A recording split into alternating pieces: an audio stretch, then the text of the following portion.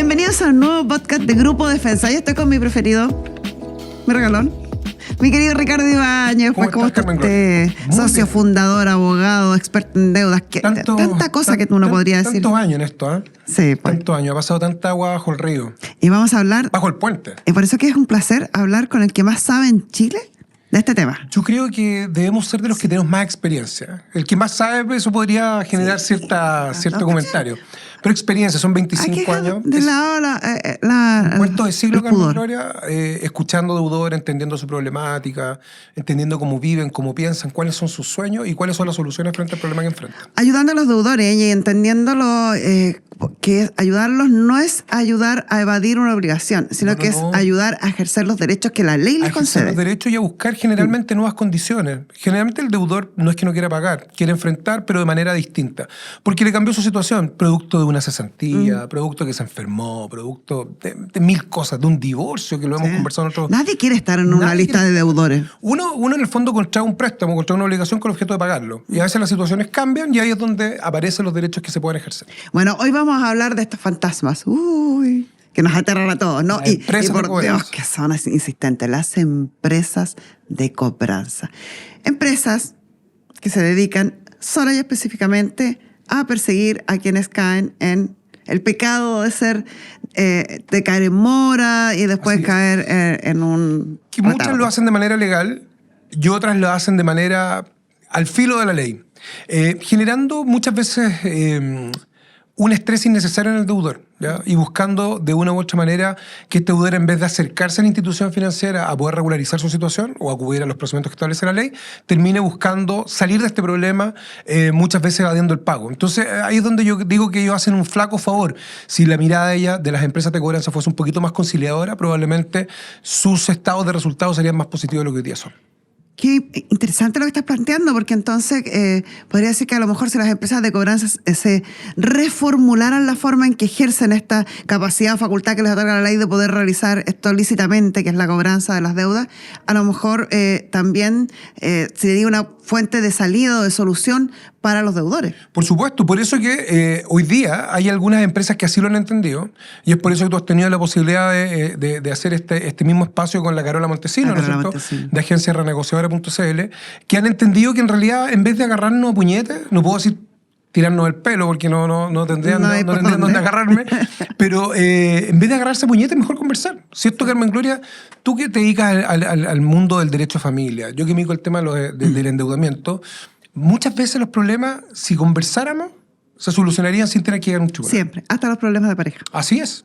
Oye, y partamos por lo básico. Las empresas de cobranza entonces son empresas legalmente constituidas, que generalmente son un ala de la misma empresa que presta plata. Sí, yo tengo una empresa, tengo un banco, una financiera, y tengo mi empresa de cobranza al lado.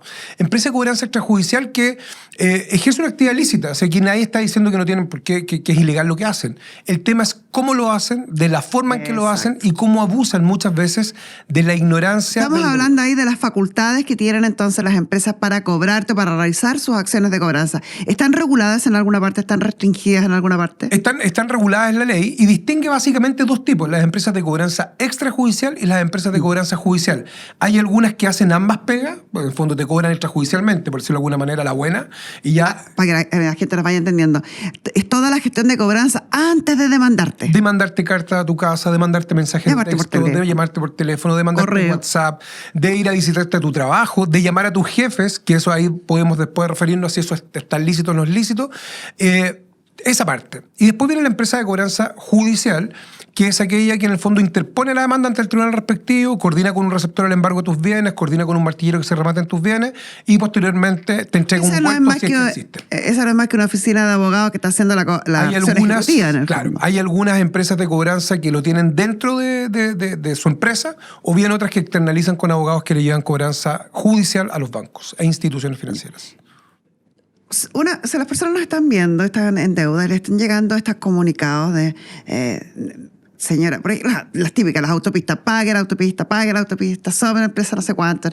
¿Cómo pueden distinguir claramente, que esto que lo digas tú, obviamente yo lo entiendo como abogado, pero cómo alguien que no es abogado podría distinguir esto que está llegando a una cobranza judicial o una cobranza extrajudicial? ¿Y cuál sería la diferencia entre una judicial y extrajudicial? Primero, tener en consideración, Carmen Gloria, que una cobranza judicial, la demanda judicial siempre te la va a notificar un receptor. No va a llegar ni un ejecutivo de la empresa, ni te la va a tirar correos de Chile por la puerta, ni por te va a llegar por correo electrónico, ni te va a llegar por mail, ni por WhatsApp. ¿Cómo debe llegar esa notificación? Eso, en el fondo, va a un receptor judicial y le dice: hola, usted es Carmen Gloria Arroyo, y te va a entregar una demanda, ¿no es cierto? Y te va a decir: tome, pum, aquí está la demanda. Se la entrega a usted, va a pedir tu carnet de identidad, va a pedir que te individualice, etcétera, etcétera, etcétera. Las empresas de cobranza hacen cobranza muchas veces extrajudicial, dando la apariencia de que hacen una cobranza judicial. Es decir, te envían la copia de la demanda, te ponen un timbre rojo que dice embargo, deserrajamiento de las puertas, en el fondo embargo de bienes, remate, y te asustan. La cobranza judicial siempre parte por la notificación de demanda y requerimiento de pago, que es lo que señala la ley, que la hace un receptor judicial. ¿Y esto por qué es importante distinguirlo? Porque la cobranza extrajudicial no hace nacer para el deudor ningún derecho a defenderse judicialmente, como consumidor sí, y la demanda de cobranza judicial, sin embargo, sí te entrega plazos para tú poder defender. Y es mucho más serio porque hay un procedimiento que está de por medio en los tribunales de justicia. Para una requieres abogado, defensor, y para la otra no requieres necesariamente abogado.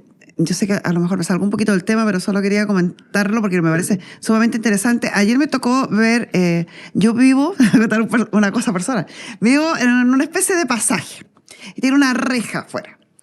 Y ayer había un papel pegado en la reja, como envuelto en una bolsa plástica, así pegado.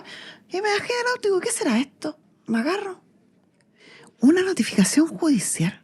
Bueno, ese es el problema. Es que encuentro que es de una negligencia de un receptor judicial dejar ahí una notificación judicial. Da lo mismo, era para una de las casas. Adentro de ese pasaje hay 12 parcelas, 12 casas. Y parcelas, o sea, era para una persona que vivió, por lo demás, hace muchos años, en una de esas 12 parcelas. Pero la persona de la casa, del domicilio que la están notificando este embargo, capaz que mañana llega un receptor judicial a hacer un inventario, en embargar, y ni se enteró, porque el papel estaba pegado en el portón de afuera de las parcelas. Bueno, ahí Carmen Gloria tiene que decirle a su vecina, una, que visite defensadeudores.cl. Se lo dije, fíjate. Y dos, porque obviamente, y esto ya dejando un poco, o sea, yo tomando el ejemplo en serio y ya dejando la broma de lado, esto a ella la van a embargar. Es súper habitual que a la gente le llegue notificación por el arrendatario, que la tiren y el perro se coma la notificación. Carmen Gloria, a ella la van a embargar. Sí. La van a embargar porque el receptor lo que hizo es notificar de una forma subsidiaria, ¿no es cierto? Notificó por el artículo 44. Sí. Dejó notificar la demanda. Entonces el receptor, ¿qué es lo que hizo? Señaló y certificó de que el deudor vive en ese domicilio. Y la demanda está válidamente, hasta ahora, válidamente notificada. Entonces aquí surgen dos cosas. Sí, pero deja de interrumpirte antes. ¿Qué falta de rigurosidad del receptor? Porque esa persona no vive ahí hace 20 años, porque no le consta, porque no habló con nadie, porque nunca entró, la dejó en la calle prácticamente. Pero tú sabes cómo funciona la justicia, Carmen Gloria. Él tirón de oreja para los receptores. Él certifica que con 2 personas mayores de edad que vivían en el sector le dijeron que este perico Los Palotes vivía ahí, y bueno, y con eso faculta para... Pero hay que revisar eso, porque eso vulnera el derecho a defensa de las personas. Entonces, pero aquí surgen 2 derechos. Uno, para tu vecina, primero presentar una tercería de posesión el día que la embarguen, porque la van a embargar. Si no ve tu vecina, la van a embargar. Y 2, para el deudor, también va a surgir un derecho que va a ser pedir la nulidad de esa notificación. Se denomina nulidad por falta de emplazamiento. ¿Qué es lo que quiere decir eso? Yo digo que todo el juicio es nulo porque me notificaron un domicilio en el cual yo ya no vivo. En consecuencia, no puedo ejercer mis derechos. Eso es lo que muchas veces las empresas de cobranza judicial... Vimos hace poco un caso en la prensa, ¿no es cierto?, de un abogado que inclusive falsificaba, de abogado de banco, que falsificaba certificados del conservador de raíces para poder lograr su objetivo. Las empresas de cobranza judicial, muchas veces en pos de lograr su objetivo, no es que vulneren la ley, sino que hacen un bypass, ¿no es cierto?, y logran notificar estas demandas, pero lo importante es que existen remedios para, valga la redundancia, remediar esa situación. Y cerrando el tema, me la voy a jugar con una opinión personal. Yo creo que muchos de estos receptores judiciales que hacen estas notificaciones, que son tremendamente cuestionables, yo no descartaría que estuvieran a lo mejor algún tipo de beneficio de parte de las empresas de cobranza para poder seguir adelante. Son sus clientes. Si yo soy abogado del banco X y ese banco me encarga 1000 notificaciones mensuales, por una notificación te cobran 45.000, 50.000 pesos, estoy hablando de sumas, son sumas millonarias, ¿no es cierto? En consecuencia, con mi cliente lo cuido, y bueno, y si tengo que hacer una excepción y llegar y decir que Juanito Perico vive ahí y que lo vi, bueno, tiro la notificación de la demanda. Total, el abogado posteriormente tendrá que alegar los derechos que correspondan. Pero como a nosotros nos interesa defender los derechos de las personas, debemos analizar qué se puede hacer en ese punto. Siguiendo con el tema. Entonces, la cobranza judicial, como estamos viendo, es la que se realiza a través del tribunal, que tiene por objeto embargar bienes y pagarse de lo debido. La extrajudicial son todas las gestiones que hace el acreedor para lograr obtener el pago. Sí, y que también son más baratas para el acreedor y son más baratas para el deudor. Tú tenés que entender de que cuando entramos a una cobranza judicial hay que pagar abogados, hay que pagar receptor, que haga la pega bien o mal, pero hay que pagar receptores, mientras que en la cobranza extrajudicial no están esos costos. En consecuencia, ¿por qué es importante hacer esta distinción? Porque para nosotros es mucho más factible y beneficioso para nuestro cliente, que es el deudor, negociar extrajudicialmente, lograr acuerdos de pago fuera de un juicio que dentro de un juicio. ¿Ya? Porque en el fondo los costos involucrados hacia el banco son menores. Son mucho menores, ¿no? Y sin embargo, muchas veces esas empresas de cobranza, como tú decías al principio, a veces si tuvieran como objetivo solucionar más que perseguir al deudor, habría más posibilidades de tener soluciones reales. Y la mayoría de las veces se pierde a veces el foco, y estas empresas de cobranza, uno entra debiendo 10 y sale debiendo 100. Absolutamente. Por eso que también es importante que, no obstante la cobranza extrajudicial no ser un procedimiento judicial y que necesite un abogado, es bueno que el deudor comparezca a este tipo de negociaciones con un abogado para poder hablar el mismo lenguaje. Nosotros hemos visto, bien como bien señalas tú, Carmen Gloria, que nuestro cliente renegocia, repacta extrajudicialmente y entró debiendo 10 y sale debiendo 20. Sí. Y claro... Y uno sale feliz, ¿eh? Porque salió feliz porque le bajaron la cuota mensual, pero no se da cuenta que una deuda que tenía 36 meses ahora la tiene a 96 meses, que comprometió 8 años, y esto fue ¿por qué? Por bajar la cuota y por tener 3 meses de gracia. Frente a ese tipo de situaciones que nosotros decimos en la cobranza extrajudicial, igualmente asesórese con abogados expertos en deuda. Armamos, ¿no es cierto?, agencia renegociadora.cl con ese mismo objeto para que el deudor, no obstante no estar metido en un tribunal, negocie de igual a igual en el mismo lenguaje con estas empresas de cobranza. Eso lo que acabas de decir es que lo que a mí me parece que es muy importante recalcarlo. Hay dos cosas. Primero, que este servicio que puede uno tener, o esta asesoría, este acompañamiento que uno puede tener en caso de que esté en deuda, sirve tanto si estás ya demandado judicialmente como si aún no has sido demandado y estás en el periodo en que te están persiguiendo los cobradores. Y lo que tú dices al final, en igualdad de condiciones. Porque así como nos pasa como cuando vamos al médico, a veces que uno recibe un diagnóstico y uno lee el diagnóstico y dice, con suerte entiendo 3 conexiones, claro, de la línea de explicación. A veces cuando uno habla con abogados en términos de cobranza, pasa lo mismo. Entonces uno dice, ¿cuál es la menor cuota? ¿Cuánto es lo que tengo que pagar? Y firma. Y ahí es donde ellos... buscáis desabrocharte el botón de la camisa. Sí. Y frente a eso, como te queréis desabrochar esto, porque estáis abogado, llegáis y firmáis cualquier cosa. Y ahí es donde nosotros vemos que muchas veces se comprometen avales que no tendrían para qué estar. Sí. Se comprometen garantías que no tendrían que existir. A veces no hay un crédito de consumo atrasado y la persona, con tal de lograr que le extiendan el plazo, que le saquen un eventual embargo, no sé, hipoteca la casa de la mamá. Sí. Eso no es necesario, y por eso es que es bueno siempre asesorarse, Carmen Gloria. A mí cuando dicen es que no necesito un abogado, bueno, si a mí me duele la muela también, yo puedo agarrar un alicate y me agarro la muela y me la saco, no necesito un dentista, pero obviamente el resultado puede ser absolutamente catastrófico. Y tal como lo hablábamos, fíjate, en otro pod con Matías, el abogado laboral, cuando uno enfrenta situaciones legales, lamentablemente muchas de ellas están mezcladas, entrelazadas con mucha emoción. Absolutamente. Y eso altera nuestra capacidad de pensamiento. Estamos con miedo, estamos con desconocimiento. Mire, todos le tenemos miedo a Carmen Gloria a lo desconocido. Yo pensé que a mí iba a decir. No. Bueno, usted también. Yo en lo personal le tengo miedo cuando se enoja. Ya le conozco. Hoy día no anda enoja. No, pero mira, hablando en serio, a lo desconocido todo el mundo le tiene miedo. Entonces, de repente la gente se atormenta en un vaso de agua. Si es lo mismo que le pasa a uno cuando tiene un dolor. Tú de repente, imagínate, no sé, yo que tengo un sobrepeso evidente, ¿no es cierto? Puedo sentir un dolor al pecho y decir, infarto, me voy a morir. Y parto corriendo a la clínica. Y llegáis a la clínica y dices, no, mira, en realidad no es lo que tú creí, no tenés ningún infarto, es un dolor muscular. Entonces, a lo desconocido siempre tenemos miedo. Y en este contexto, en el ambiente, en el mundo legal, se presta mucho para... Este desconocimiento se presta mucho para abusos de la otra parte.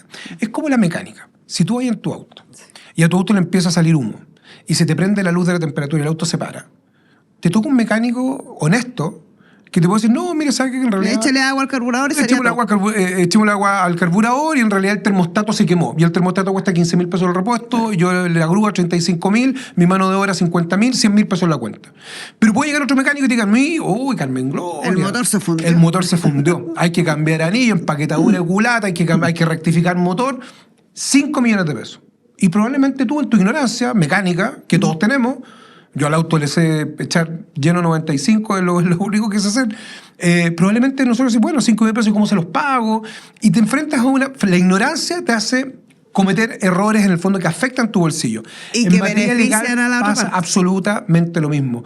Cuando el deudor llega acogotado, llega un embargo encima, la mujer la embargaron y la deuda es del marido, la mujer retó al marido, embargaron, la deuda era la mujer, el marido le dice, pero ¿cómo se te ocurre haberte endeudado en cuestiones de consumo por salir, por ayudar a tu hermana? Esto genera un conflicto, entonces uno va y va entregado. Dice, ya sabes que yo quiero salir del problema, firmo lo que sea. Por eso insisto y soy súper insistente en asesorarse. Independiente de que hay procedimientos hoy día que son gratuitos, independiente de que hay procedimientos que son administrativos, siempre la mirada técnica de un abogado te va a ayudar a obtener mejores resultados. Fíjate que cuando tú estabas relatando esto me hizo acordar de mi propia experiencia. Uno sabe que mi vida ya es conocida cuando me separé y era un montón de deudas y cosas y estuve en esos zapatos, estuve en esa situación. Y lo cuento sin ningún pudor porque creo que no hay nada de que avergonzarse hoy, porque en ese minuto uno piensa muy distinto cuando lo está viviendo. Y es bueno explicar, que tú lo expliques, ¿por qué las empresas hacen esto? Porque la gente dice, pero ¿por qué se permite esta sinvergüenzura? ¿Por qué si yo debía 10 millones termino pagando 20, 30? Y creo que hay dos situaciones, y por eso es necesaria la asesoría. Una, que es la más evidente, la que estamos hablando de que uno como deudor va buscando solucionar el tema, que no sigan cobrándole y cómo salir del embrollo, primero. Lo segundo es que uno dice, déjame la cuota más chica, más chiquitita para poder pagar. Entonces te dicen, pero en vez de 2 años va a pagar en 4, no importa, pero más chiquitita la cuota. Y después, cuando uno revisa el papel, uno se da cuenta, pero me cobraron 3, 4 veces más lo que yo debía. ¿Por qué pueden hacer eso? A ver, primero tú sabes que todo contrato legalmente celebrado es ley para las partes. Sí. ¿No es cierto? Entonces cuando tú ya firmaste y pusiste tu firma, tú emitiste tu consentimiento. Claro.